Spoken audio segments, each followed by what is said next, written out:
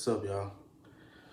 We back. I ain't gonna have my brother today. You know, he's still in the passing of his dad. This man right here was a great man. You know what I mean? So I'm definitely dedicating this, or we definitely dedicating this episode to him. Um, he was a great man. Definitely gonna be missed.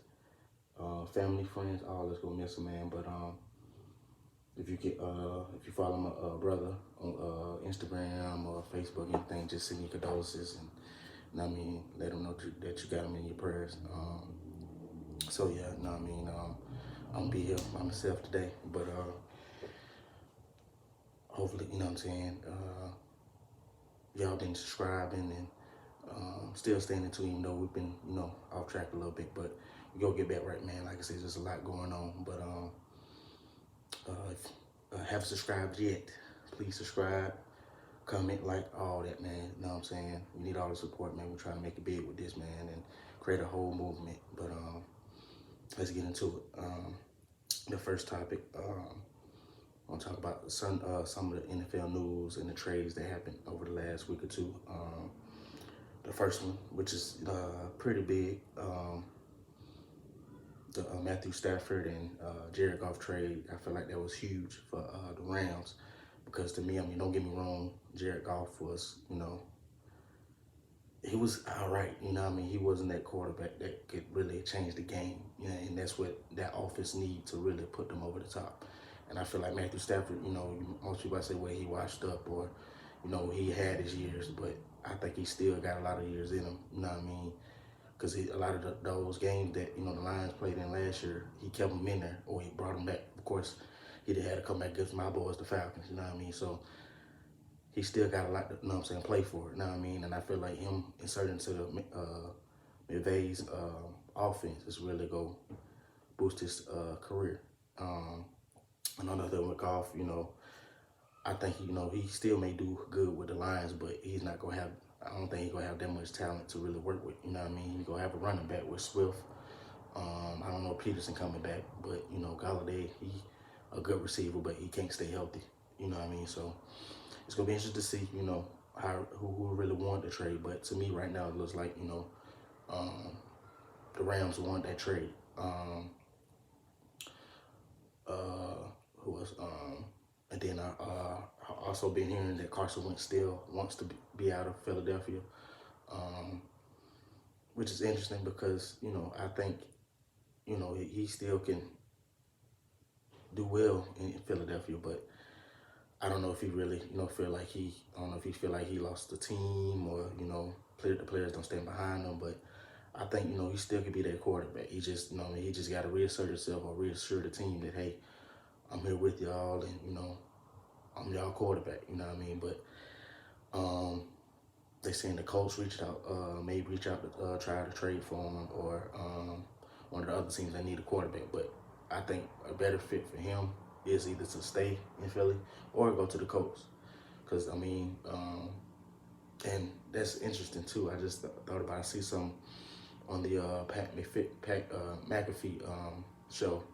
They show where Andrew Luck had them sent some text message, or his wife did, sent some messages saying that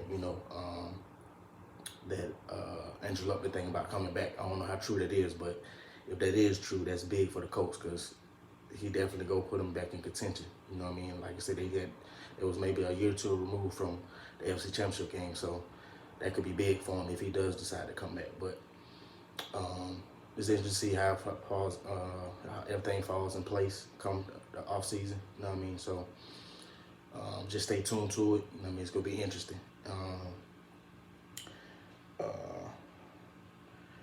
Our next topic, we're gonna go into the Super Bowl predictions. I think it's gonna be a good game. I think both sides, earned their spot. Even though I feel like the Buccaneers still not a good team, but somehow, some way, they still made it to the big game. So shout out to Tom Brady doing his thing, switching teams, and still found some way somehow to get to another Super Bowl. I gotta give him credit too. You know what I'm saying? Even though I'm still not gonna give him all the credit for his Super Bowls, but hey, it is what it is. And then we got Mahomes on the other side. They said they was gonna run it back, and that's what they did. They tried to, complete the job though, and the job ain't done. But overall, I think it's gonna be. It could turn into an offensive game on both sides, but then again, it could get away. You know what I mean? Depends on what the Bucks do defensively, because the Chiefs' offense is gonna move the ball. It's a point of if they go score touchdowns, or the Bucks go force them to field goals. But like I said, overall, I think it's gonna be a good game. For me, I'm going with the Chiefs because I feel like they got a lot of firepower on offense, and I think their defense gonna do enough to at least tame the Bucks offense to kind of force to kind of build a gap between the score, like I say, scoring gap basically. You know what I mean? So I feel like the Chiefs go get those turnovers. They have the offense to get the ball back a few more times than the Bucks offense go get. But I think the X factor is gonna be on both sides with the Chiefs. It's gonna be on their offense. It's gonna be the offensive line because even though they getting, I think Rimmer's back. Is it Rimmer's? No, Kilgore. Kilgore is coming back because he was on the COVID list, and Demarcus Robinson is coming back. So that's kind of key because those are players that really key to their offense in a way. But I think them losing Eric Fisher, it could be big because they're moving Rimmers to their side, and it's going to see if the Bucks is going to try to bring more blitzes to try to throw them off, or they just go try to come out the same way they did the first time back in week 12, and that didn't look good. So it's going to be interesting to see what the offensive line do for the Chiefs, and then on the defensive side, it's going to be key to see what those cornerbacks do. So far as matchup wise, I think Antonio Brown is kind of questionable, but if he can play, that's kind of add another weapon to the offense that they already got. So I mean, like I said, the cornerbacks is gonna be key on the Chiefs defensive side. You got my boy Matthew. He go try to do his thing. You know what I mean? If he get an interception or two, I think they basically solidify a win, because anytime he gets a turnover or a couple of turnovers in the game, they put him in a position to win every time. With the Bucks, their offense, I think the key for them is to probably running the ball, because with Tom Brady, as we all know, if he has a running game, it helps him out in the throwing game. So if they can run the ball successfully against the Chiefs, I think it's going to help their offense out a lot. And then also the turnovers. I feel like even though they got away with 3 consecutive interceptions against the Packers, I think that won't happen against the Chiefs. The Chiefs' offense is too explosive. They get 3 straight turnovers. They go at least turn 2 of those into touchdowns. You know what I mean? So, like I said, that's gonna be those 2 things gonna be key for the Bucks offense. And then on the defense, like I said with the Chiefs, it's gonna be the cornerbacks.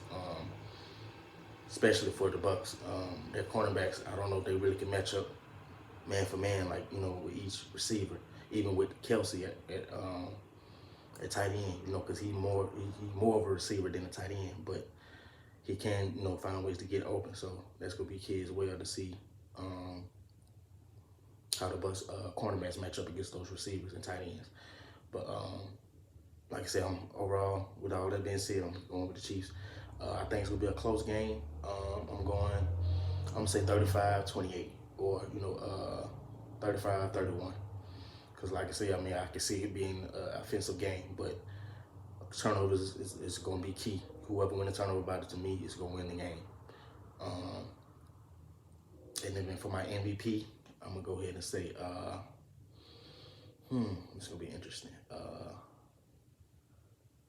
I'm going to go with a bold prediction. I'm going to say, I can see Matthew getting MVP. He that type of player. I feel like, he could change the game and the point. So, yeah, I'm gonna go defense with the MVP. But y'all make sure y'all tune in tomorrow. It's your boy It's on your boy birthday, so you know what I mean. I will put my cash up under this video, so you can see your boy birthday donation. I'll definitely take it. You know what I mean. But Like I said, make sure y'all tune in tomorrow. It's gonna be a good game. Next topic, it's gonna be just go over some of the key games in the college basketball world from this week. It was kind of some good upsets this week. One of them was who was that? I want to say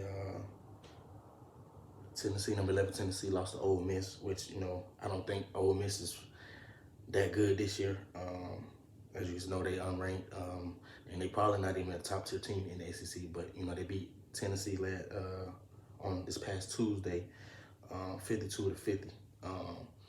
That's a big loss for Tennessee. If they trying to have a top seed in the SEC tournament, and also try to make a deep run into the playoff. To the March Madness. So that's pretty big.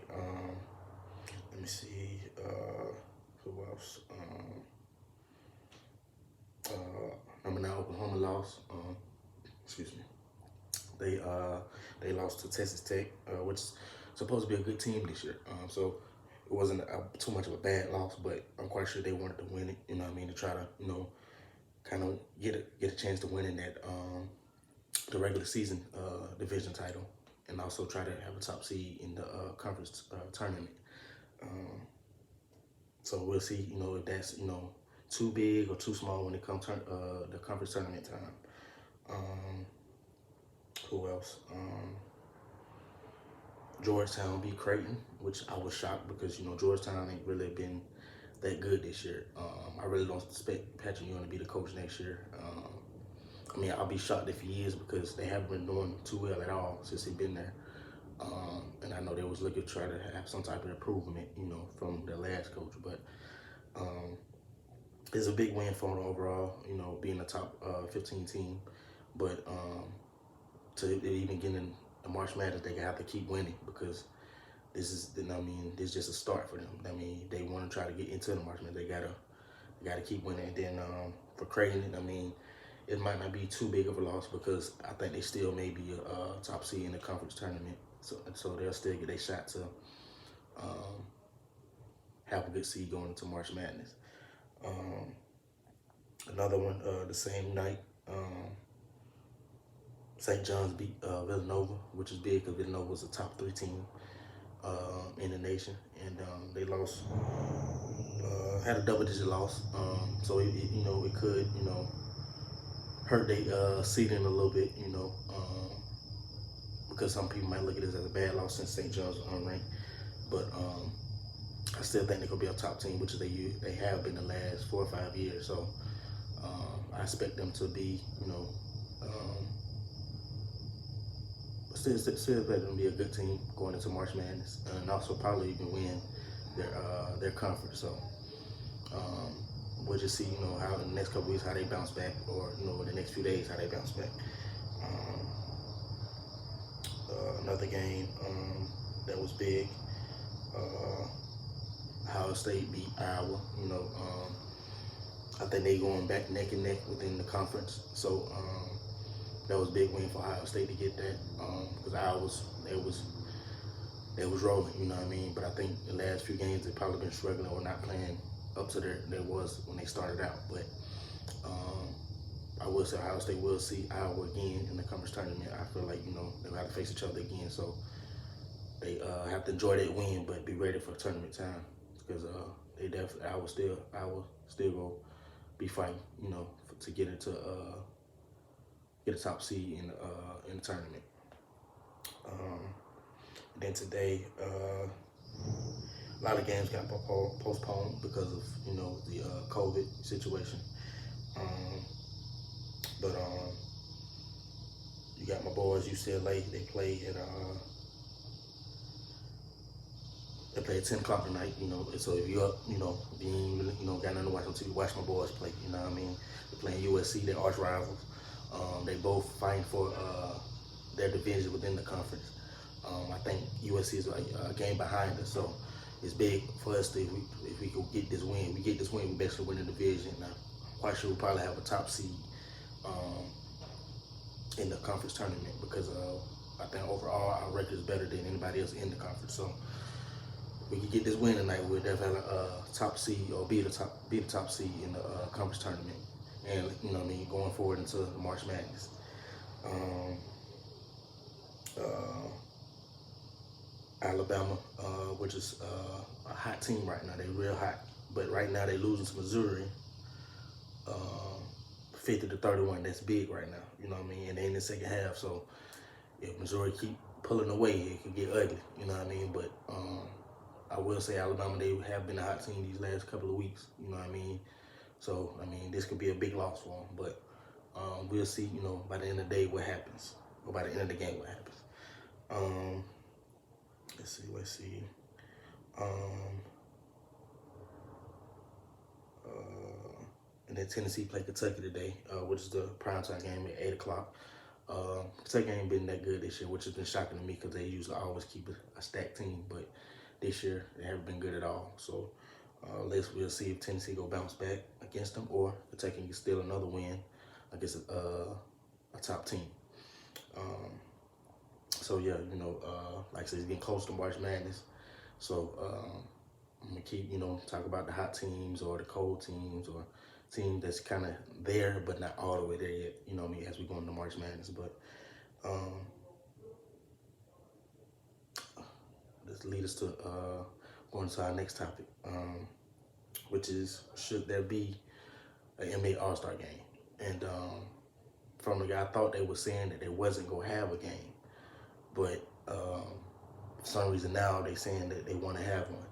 And to me, I feel like they shouldn't, because I feel like it's with this COVID still going on, it's kind of like, why would you want to jeopardize the players against COVID? And I mean, and at the same time, in Atlanta, it's kind of hard to just try to stay inside because there's so much going on every weekend, or even just on a daily basis. You feel what I'm saying? Like, people want, you know, go to the clubs and go to bars and stuff like that. You know what I mean? And I kind of hate it myself that we not closed or have been shut down yet, or at least for a week or two. But we've been open ever since. You know, everything else kind of opened back up.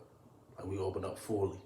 And I feel like, you know, coming to here, you know what I mean, the players can get affected, because this is like telling, you know, a kid to stay away from the cookie jar, or, you know, stay away from their toys. Like, they go be tempted to go out or do something, you know what I mean? They go be tempted. So especially if Lou, you know what I mean, can come to, he going back to, you know, he going back to Magic City to get them wings, you know what I mean? So I mean, to me, I feel like, you know, it's pointless to have one. Just let the players, you know, enjoy that time with their family, you know what I mean? And they give y'all time to sit back and, you know, kind of do the schedule how y'all want to do the schedule for the second half, if y'all haven't already done it.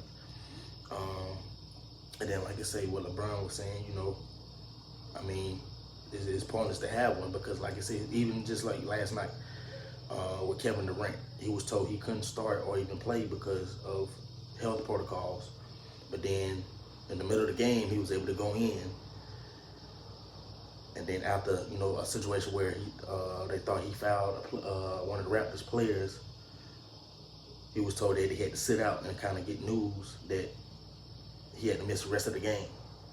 So he had to leave the floor and go change. Like, that's crazy. So my thing is, you let him play, but then if you get affected, or other players got affected, you can be looking crazy like, oh, dang, we shouldn't have let him play. Why do that? So same thing with the All-Star game. If it's a player, it may be a player that, you know, have contact tracing or whatnot. So you still go let them play and then affect other people. You know what I mean? So I mean, just me, I just feel like overall they shouldn't have an All-Star game this year. Just, you know, let the players enjoy their time with their family, or let they do their little family gatherings and whatnot, you know, so they can, I mean, spend that time with it, because at the end of the day, some of them haven't seen their family in, you know, weeks or months, you know what I mean? Especially like a team like Toronto. They've been playing down in Tampa. So, you know, if they got family in Canada or anywhere else, they ain't really been nowhere, you know what I mean? Unless they stay in that city that they're having a game in. That's it. But yeah, that's one of my thoughts about it. Like I said, hopefully they decide to retract on it, if enough players speak up about it. But if not, then hey, I mean, I'm still gonna watch it, you know. You know what I mean? So, like I said, it's gonna be see what interesting to see what decisions they finally make because they really haven't been finalized just yet. But it looks like they might try to go ahead and do that. So yeah, over the next episode, we can talk more about it and get more information on why they decided to do it or whatnot, and we'll go from there. And our last topic, y'all already know, hold your five, our top five session. This time we're going with top five Super Bowls of all time. My top five. The first one, I'm gonna say the Rams was Super Bowl 34 when it was the Rams versus the Titans. I always remember that because I wanted the Titans to win or Steve McNair win the Super Bowl so bad. It was that close to at least having a shot in overtime to win it. But that was a good game overall, man. And I think that's what really propelled me to really get into the NFL games more. Because at that time I was more into the college games because of Florida State. But when I saw that Super Bowl, that made me propelled to really get into the Super Bowls a lot more. Like I say, rest in peace to Steve McNair. That was, like I said, that was a great game, man. I really, hey, that came up that short. I really wanted to see an overtime with that and give them a chance to win in overtime. But I ain't gonna lie, the Rams was loaded. That year they had Kurt Warner, Isaac Bruce, Torrey Holt, Marshall Faulk, Hakeem. Yeah, they and was a Ricky Pro. Like they was loaded, man. So yeah, that's my first. That's the first one I'm gonna go with. The second one is Super Bowl 35 when it was between the Ravens and the Giants. That Ravens team really made me, they showed me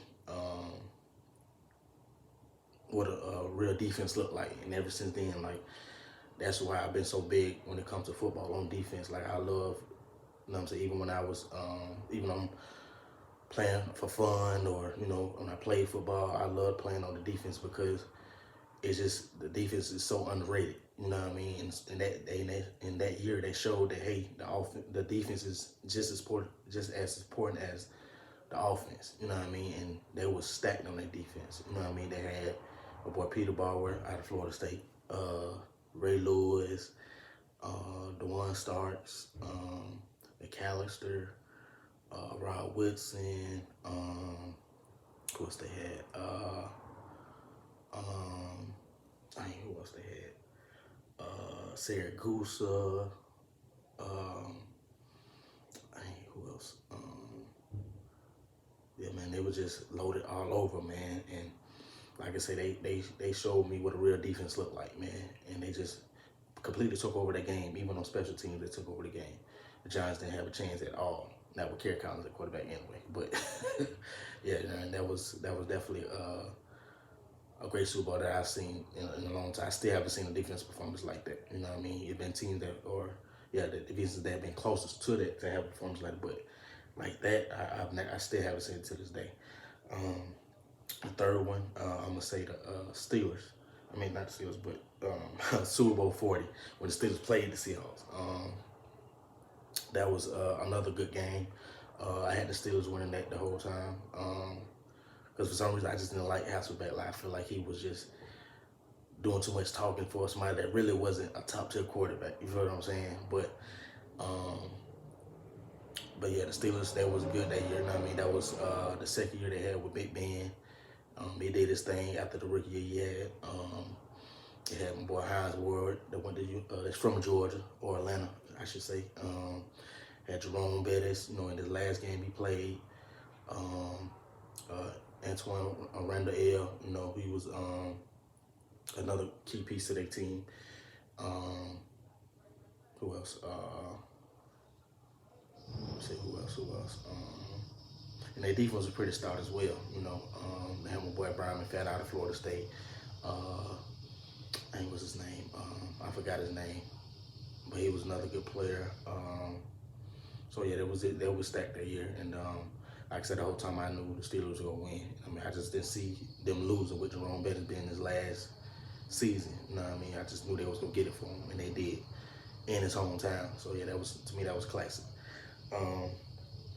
The fourth one, I'm going with Super Bowl 47 when the Ravens played the 49ers. Um, Once again, of course, I went with the Ravens. They were just hot going into the playoffs, like, you know what I mean? And I just knew that, you know, if they got to that point, they was going to win. Um, Even though the 49ers, they had a good run as well, you know, the boy Kaepernick, you know what I mean? Shout out to him. Um, he did his things filling in for Alex Smith that season, you know what I mean? And set some records as well, you know, but I just knew the Ravens was gonna take it, man. I just couldn't see, just like with, you know, Jerome Bettis business last season. It was Ray Lewis last season that year as well, so I knew they was gonna get it for him, man. And that was a nice way for him to go out. And boy, Airy finally got him a ring, you know what I mean? So that was a good one, man. The lights went out. I still remember it like it was yesterday, you know what I mean? I still feel like somebody did it on purpose to try to mess up the flow of the game, but you know, overall, it came down to a last play, and you know, the Ravens made it to win the game. So yeah, that's my number 4, and then number 5, I'm gonna go with the Super Bowl from last year, Super Bowl 54, the Chiefs versus the 49ers. I feel like that was a great game. You know what I mean? I was happy for the Chiefs to get it because it had been 50-something years since the last time they won it, you know, and I have a lot of respect for that organization because they one of the organizations that was kind of allowing black players to, you know, play for their team and, you know, be stars on their team. You know what I mean? So I was, you know, and then to see a black quarterback win it, you know, again, this is big to me. You know what I mean? So I had a little doubt though. It was a little rocky at first because when the 49ers took that 2010 lead, I thought the 49ers was gonna go ahead and win it. But hey, you can't never doubt people saying now the baby goat. You can't doubt him, man. You know what I mean? Anytime he back there, it's a chance that they could score just like that. So yeah, overall though, it was a good game, man, and I'm glad they won. And then hopefully we can see them win again this Sunday because I'm definitely not going with the Bucks. But this is our top 5. That's my top 5 Super Bowls of all time. I want to say thank y'all for tuning in again. And like I said, I want to dedicate this episode to this man right here. You know what I mean? He was a great guy, man. Great guy. Me and my brother made many bets with this man about the Super Bowls, the national championship games, all that, man. You know what I mean? And then, you know what I mean? I'm going to miss those conversations, you know what I mean? And like I say, if you follow my brother on Facebook, IG, you know, please leave a message for him, let y'all know y'all with him. You can send a prayer for him. And also, oh yeah, I forgot.